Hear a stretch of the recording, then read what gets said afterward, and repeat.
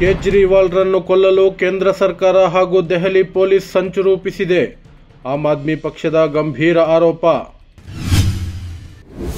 ಮಹಾರಾಷ್ಟ್ರದ ನಾಗಪುರ ಬಳಿಯ ಆಯುಧ ತಯಾರಿಕಾ ಕಾರ್ಖಾನೆಯಲ್ಲಿ ಭಾರೀ ಸ್ಫೋಟ, 8 ಕಾರ್ಮಿಕರ ಮೃತ್ಯು, ಹಲವರಿಗೆ ಗಾಯ. ಮೈಕ್ರೋ ಫೈನಾನ್ಸ್ ಕಂಪನಿಗಳ ಕಿರುಕುಳ, ಕಠಿಣ ಕಾನೂನು ತರುವ ಕೆಲಸ ಮಾಡುತ್ತೇವೆ, ಗೃಹ ಸಚಿವ ಜಿ ಪರಮೇಶ್ವರ್. ವಕ್ಫ್ ತಿದ್ದುಪಡಿ ಮಸೂದೆಯ ಜಂಟಿ ಸಂಸದೀಯ ಸಮಿತಿ ಸಭೆಯಲ್ಲಿ ಭಾರೀ ಗದ್ದಲ, ಸಮಿತಿಯಿಂದ ಪ್ರತಿಪಕ್ಷದ 10 ಸಂಸದರು ಅಮಾನತು.